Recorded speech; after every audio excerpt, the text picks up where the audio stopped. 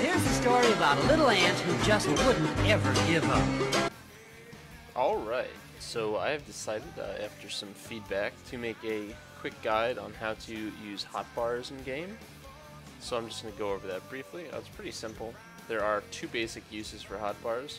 First is by directly placing an item on a hotbar and then using one of the number keys to access it.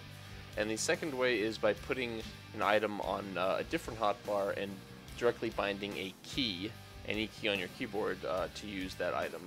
So I'm going to go over the first way right now. I'm just going to pause my macro. I'm going to take something out of my inventory. What do we want to take? Let's take this short bow. I'm going to put it on the one slot right here. So now you're going to see when I hit the button 1, it pulls out my short bow. It's really that simple. So I hit 1, you know, puts out your, alright, yeah. Hit 1, pulls out the short bow. If I wanted to put my two-handed sword on the second bar, when I hit 2, it pulls out the two-handed sword. When I hit 1, it pulls out the short bow. So that is the first way to do it. This is primarily used for skills or spells.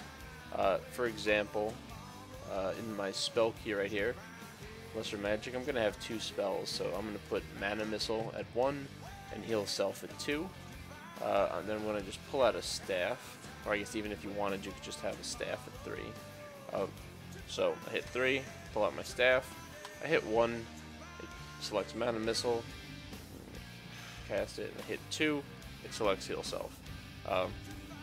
So I would not recommend putting anything except for the most important abilities you have on these hotbars that you're actually going to activate with the 1 through 0 keys. So like for example, on my melee hotbar, I would have Power Attack, Whirlwind, Disabling Blow, things like that, which are very important melee abilities. And on my spell hotbar, I would have like my most used spells, which for me is like Wall of Force, which is an AoE kind of root almost, and then just some debuff spells. So that's really all I would recommend as using for your 1 through 0 keys to activate. But this is the one use for the hotbars, is to actually put the abilities or items you intend to use on 1 through 0, and then you're going to be activating them by hitting those keys. The other method, which I'm just going to cycle through my hotbars right now to find the 6 bar, which is what my primary item bar is. You put all the things you're going to be using on a hotbar here, and then you are going to activate them through direct key presses, aside from the 1 through 0 key. So in the input bindings here, I'm going to go to GUI and see where it says GUI hotbar column 0, row 1. So each box is considered a row. So when I want to find column 6, row 1, I'm going to scroll down. So column 6, row 1, and I have that bound to tab. So that's my staff. So I'm just going to close this quick. So when I hit the tab key,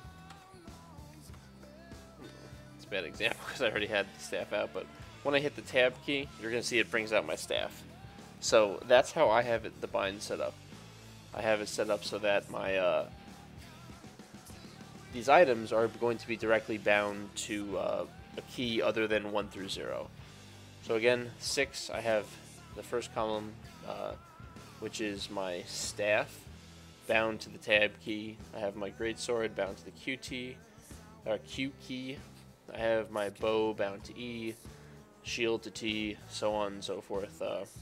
That's how I have it set up.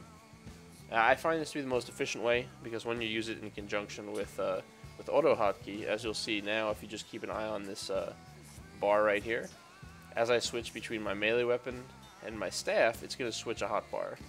So when I hit my the key, which is Q for me, to pull out my two-handed sword, all of my melee hotbar abilities are going to come up.